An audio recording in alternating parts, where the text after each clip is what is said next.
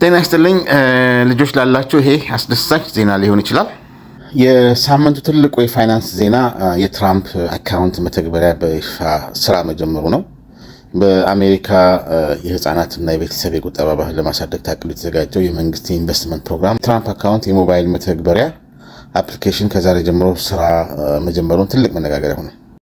በአሜሪካ የህፃናትና የቤተሰብ የቁጠባ ባህል ለማሳደግ ታቅዶ የተዘጋጀው የመንግስት የኢንቨስትመንት ፕሮግራም ትራምፕ አካውንት በሚባል የሚታወቀው የሞባይል መተግበሪያ አፕሊኬሽን ከዛሬ ጀምሮ በይፋ ስራ መጀመሩ ትልቅ መነጋገሪያ ሆኗል።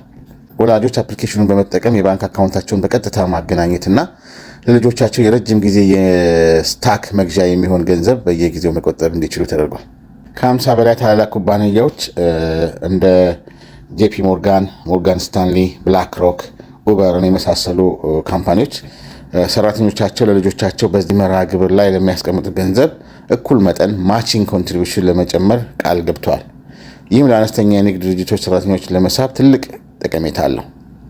በአሁኑ ጊዜ ከ7.9 ትሪሊዮን ዶላር በላይ የሚሆን ገንዘብ በባንኮች ውስጥ ዝም ብሎ ተቀምጦ ይገኛል።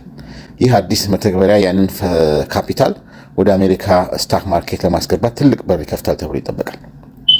ይህ መርሃ ግብር ዝቅተኛ ገቢ ያላቸው ቤተሰቦች ገና ልጅ ከመወለዱ ጀምሮ ወደ ኢንቨስትመንት ዓለም እንዲገባ በማድረግ በሚቀጥሉት 10 ዓመታት ውስጥ የአሜሪካን የሪቴይል ማርኬት መዋቅር ሙሉ በሙሉ ሊቀይረው እንደሚችል ባለሙያዎች እየተነበዩ ነው።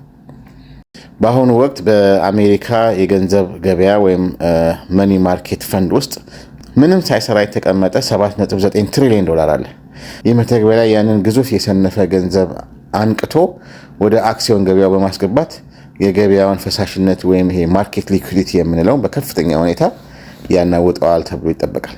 እንደ መርሃ ግብሩ እቅድ እያንዳንዱ አዲስ የሚወለደው ህፃን ገና ከበርዝ ሰርቲፊኬት ጋር $1,000 የመንግስት የኢንቨስትመንት ስጦታ በቀጥታ አካውንት ውስጥ ይገባለታል።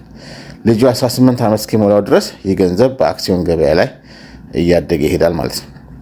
አንድ ሰራተኛ ለልጁ አካውንት ውስጥ $100 ጀምሮ ሊያስገባ ይችላል። ኩባንያው ተጨማሪ $100 በነፃ ይጨምርለታል ማለት ነው። 0% ታክስ ነው። በዚህ አካውንት ውስጥ የሚቀመጥ እና የሚያድግ ማንኛውም ትርፍ እስከ መጨረሻ ድረስ ከቀረጥ ነፃ ወይም ስለሚያድግ ለወላጆች ፍጹም ተመራጭ የረጅም ጊዜ ቁጠባ ይሆናል ማለት ነው። ይህ የሲድ ኮንትሪቢዩሽን እንግዲህ ከጃንዋሪ 1 2025 እስከ ዲሴምበር 30 2028 ባለው ጊዜ ውስጥ ለሚወለዱ ብቁ የአሜሪካውያን ህፃናት በሙሉ መንግስት የአንድ ጊዜ $1,000 መነሻ ተቀማጭ እንደሚያደርግ በይፋ ተገልጿል ማለት ነው። መተግበሪያው በጁላይ 4 ቅዳሜ ዕለት ሙሉ በሙሉ በይፋ ስራ የጀመረ ሲሆን ወላጆችና ልጆች ኢንቨስትመንታቸውን በቀጥታ መከታተል የሚጀምሩት ዛሬ ሰኞ ጁላይ 6 2026 መሆኑ ተገልጿል ማለት ነው። በአመት በአንድ ልጅ አካውንት ውስጥ ማስገባት የሚቻለው ከፍተኛው የገንዘብ መጠን $5,000 ብቻ ነው።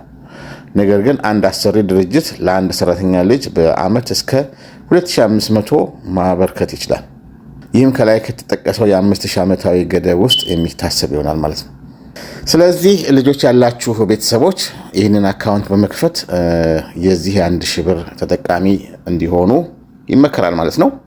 በኢንቨስትመንት መልኩ ስለሚታይ ለልጆቻችሁ 18 ዓመት ሲሞላቸው ጠቀም ያለ ገንዘብ ማጠራቀም ትችላላችሁ ማለት ነው።